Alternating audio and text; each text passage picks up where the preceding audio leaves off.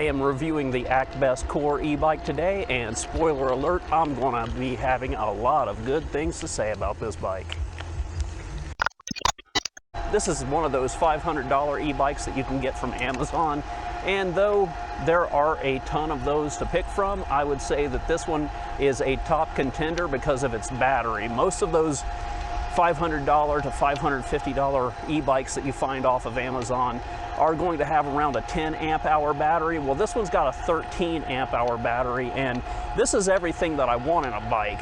What I like about a bike like this is its practicality, and that big battery really does a lot to add to that practicality. So when I go out riding, I want to be able to go out riding for a long time. I don't really care so much about top speed most of the time, though this one's nothing to sneeze at. I'm cruising along at about 22 miles per hour right now. This bike will get up to 20 miles per hour pretty fast, and after that it does kind of creep along up to 22, and it does maintain 22 pretty well there once you get up there. But as far as like being a contender for top speed, this bike is not it, but again, it's nothing to sneeze at. So I am definitely in the minority here, but I'm the kind of guy who actually prefers a 350 watt motor over a 700 or 1000 watt motor, because I feel like I'm at least still getting some exercise on this bike. On a 750 watt motor or higher, for example, you can pedal all day long, but you're just pretty much ghost pedaling after a very low point in the power range. And I like these 350 watt bikes because you're still getting some exercise, and that's what I prefer. I do like that the E part is there when I need it, but it's actually just kind of helping and not doing all of the work. And this is the part where I feel like I have to add my obligatory informational, I guess, rant for a better explanation, that these are $500 bikes. You may see them listed for like $299, then $199 for shipping, but the price is always going to come out to around $500. Now you might see it for $500 free shipping, but like I said, the price is always going to be in that $500 range. And again, I think this is something that puts me in the minority, but the $500 class of e-bike is actually my favorite class of bike. I think this is where you get the most bang for your buck. E-bikes are definitely a class of technology that, like most technology, has a diminishing rate of return for your money. And I think once you get up into like $1,200, you're really kind of getting into that peak range for what you're going to get as far as what you spend for what you get. Beyond that, you know, you could spend another $1,000, $2,000, but now you're getting into motorcycle territory, and it's like, why don't you just buy a motorcycle for that money? I think a secondhand $4,000 motorcycle is going to give you a lot more bang for your buck than a brand new $4,000 e-bike. But that's just my opinion. So I do have a confession to make. Actbest did send me this bike to review for free in return for a fair and honest review, but this is not my first ride on this bike. And after I did ride the bike, I really liked it so much that I put my money where my mouth is, and I've already bought a second one.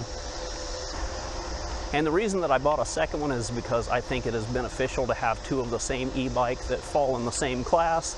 That way, if you go riding with a friend, one person is not dusting the other one and leaving them completely behind.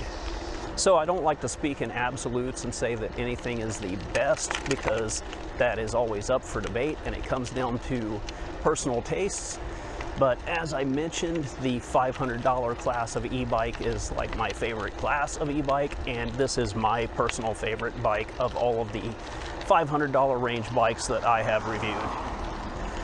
Take that for what it is. So we're going to do a little commute here through my sleepy little town. I am not a bike commuter. Most of these reviews are done from the perspective of a casual rider. But if you would be interested in how this bike performs as a commuter, it's not bad. Again, it is a 350 watt motor, so you do have to do some of the work yourself. But as I mentioned before, I like that in a bike. The bike does ride nice, and it also handles well, so if you're going to go for a long ride, this is not going to be a bad choice. Also brakes nice. Go off into the grass here.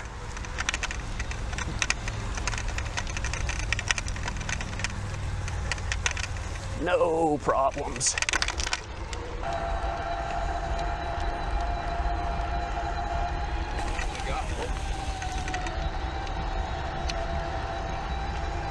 And as you can see, it goes into the grass and handles that pretty well. This bike is pretty comfortable, which I knew it would be. I reviewed the Actbest Core Swept previously, which is very identical to this bike. It's just got a more comfortable riding position, though this one has a more aggressive riding position, which is kind of more what I'm used to, kind of more what I like. The Actbest Core Swept is more of like a comfort cruiser, built with a lot of the same technology that's in this bike. But this is a pretty bumpy area here, and with the bouncy front shocks on this bike do a pretty good job of absorbing bumps and dips and rocks and things like that in the trail that would otherwise translate to pain on your spine. I'm 5'10" with a 30-inch inseam, and where the seat is positioned for me right now, this is a perfect fit for me. Actbest claims that this bike will accommodate riders who are in the range of 5'4" to 6'5", and there is quite a bit of range on the seat post, though if you're closer to 5'4", you're going to have a lot of trouble reaching the ground, and if you are 6'5", you're going to be very cramped on this bike. So I would say a more realistic comfort range on this bike is going to be in the like 5'6" to maybe 6'2" range. That's my best guess. Also, one nice little addition to this bike is that it's got a thumb throttle and not a twist throttle. I do prefer a thumb throttle all day, every day. Twist throttle's fine, but a thumb throttle is a lot more comfortable. Now, assembly on this bike is not bad, but it is a little bit trickier than dealing with your standard e-bike. This one did not come with the forks installed. You got to run them up through the neck and tighten everything down yourself. And it's not difficult, but it can be tedious, and it's just one of those things that you just want to make sure that you don't knock the bearings out, or you could have a rougher time, and you want to make sure that you put the forks through the bearing properly and not get anything cockeyed in there. I'm really making it sound more complicated than it is. It's not difficult, but if you don't do it right, you're going to have a bad time. So right here, these are the bearings. Go away, Bee. These are the bearings that I'm talking about, and when you feed this up through, you want to be really careful not to knock those out, because if you do, it's not going to be fun getting them back in. All right, we are going to knock out a very fast speed test here because there is a thunderstorm coming and I need to get out of this and take some shelter. But anyway, I weigh 200 pounds. I'm going to be riding this in 7th gear. We're going to start out in pedal assist level 1, and this is going to be our pedal test. So here we go. Pedal assist kicks in pretty quickly. And pedal assist level 1 takes us up to about 11 miles per hour. Pedal assist level 2.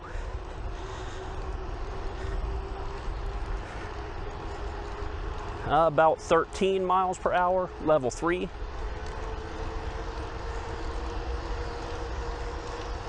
This has taken us up to 15 and a half. I just swallowed a bug. Level 4.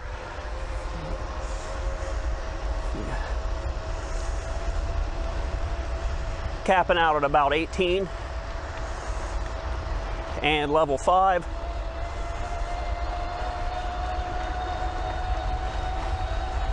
All right, so we're at 20 now, 20.8, 21.4.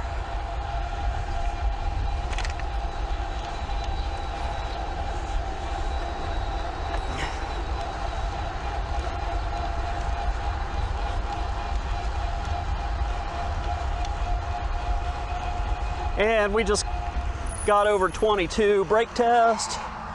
Brakes are more than adequate for this lightweight bike. Now I'm going to do another speed test, throttle only. I'm going to take off from a dead stop, no pedaling. Here we go.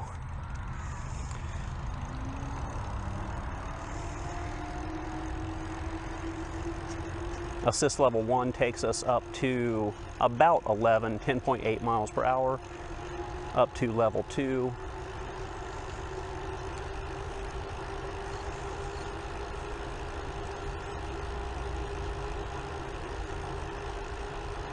Capping us out at 13. And you definitely go through these speeds a lot faster when you do help the bike pedal. Level 3 gets us up to about 16. That's where it's capping out. Level 4.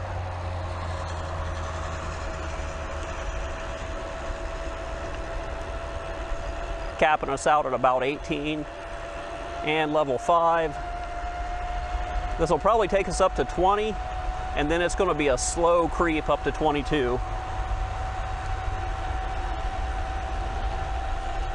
And it's kind of windy out here today, so this is not the ideal scenario for a acceleration test, but I'm doing it anyway.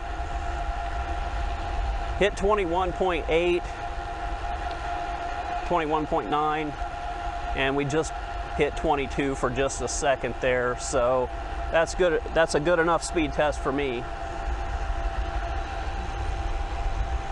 And another brake test.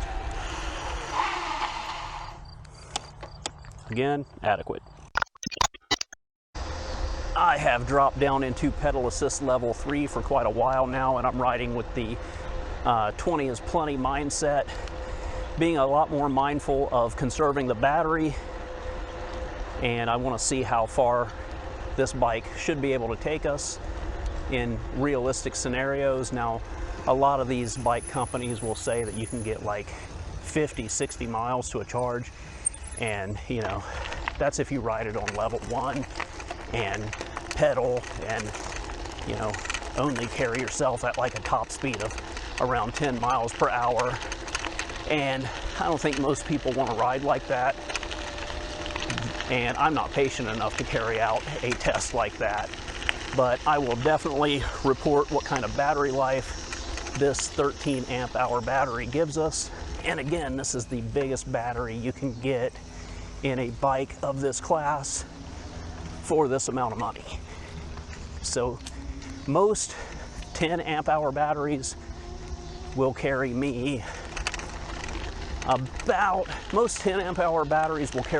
about 20 miles, anywhere from that 18 to 22 mile range. That is if I do a style of mixed riding like what I'm doing now, where I did some high speed and now I'm doing some lower speed to conserve the battery.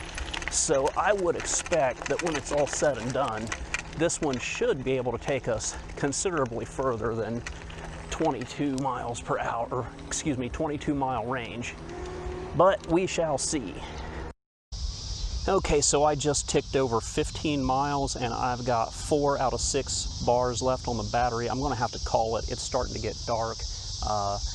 It's not that I'm afraid to ride in the dark, it's just that the Musquash here at the lake are really bad after dark. They'll swoop in and carry you away and eat you alive, and they're just a lot of problem here. But anyway, we're at 15 miles. I weigh 200 pounds. I did the first half of the ride maintaining a pretty steady 22 miles per hour, and I did the last half of the ride in pedal assist level 3, keeping it around 16, 17 miles per hour.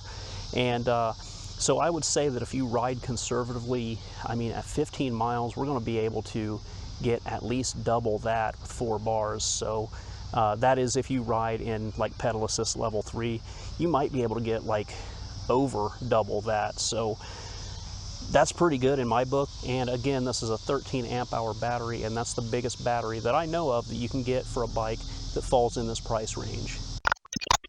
All right, we'll do a walk around the bike now so we can see what we get.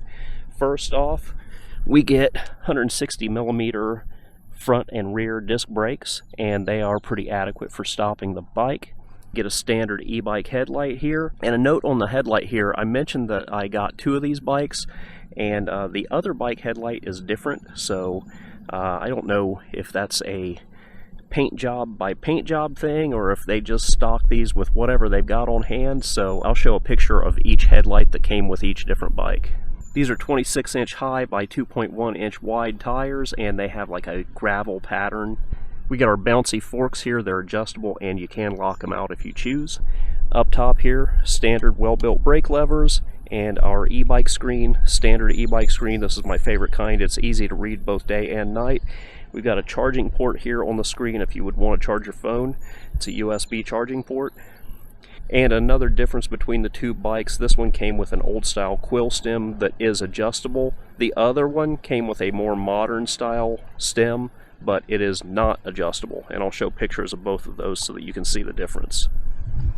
Over here we've got our standard Shimano thumb shifter. It's well-built simplicity. I love these things. We've got a thumb throttle, which I actually prefer over a twist throttle. And with this throttle, if you hold it down for about 10 seconds, it will kick in a cruise control mode. And that cruise control basically just locks you in at your top speed for whatever pedal assist mode that you're in.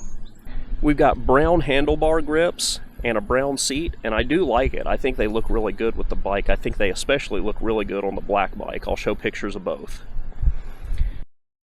The seat has plenty of padding and it's plenty comfortable enough. Battery sits in the down tube here, and I'll show more on that later. And back here, like I mentioned, we've got 160mm disc brakes both front and rear. The bike is a 7-speed with a Shimano tourney derailleur and a derailleur guard, which is always nice. The motor is 350 watt, 500 watt peak. We get plastic pedals, so long term you're probably going to have to change those out.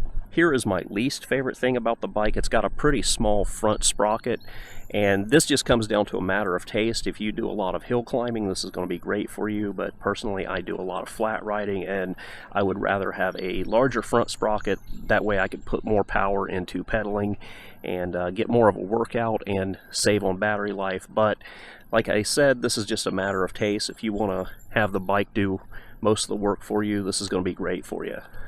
So here is our battery, and this is our key unlock spot for it. You unlock it, it just pops right out. And the battery does have some weight to it, but it is indeed a 36 volt 13 amp hour battery. And putting it back in, you just line it up with the pins and give it a little smack and you're good to go. So my final thoughts on the Actbest Core. Well, this is hands down my favorite bike that I've reviewed that falls in that $500 class range, and the $500 class range is my favorite class of e-bike. So this one is a real top contender for bang for the buck, in my opinion. Now, it might not be for you. It has a more aggressive riding stance, kind of like a mountain bike hybrid slash commuter. And it also has that top speed of only about 20 miles per hour. But there are some alternatives that you could look into. For example, if you want something more comfortable, the Actbest Core Swept is more of a beach cruiser with swept back handlebars and offers a more upright position. And if you want something that is even more aggressive than this and faster, then the Actbest Ranger is sort of the more powerful fat tire version of this bike that peaks at almost 30 miles per hour. And I think it says a lot for this bike that Actbest sent me this one to review for free. In return for a fair and honest review, they didn't have any expectations out of me, but I like this so much that I went ahead and dropped my own money to buy a second one. I like it so much, and I hate spending money, so take that for what it is. Anyway, that's it for now. Thanks for watching, and I'll see you next time.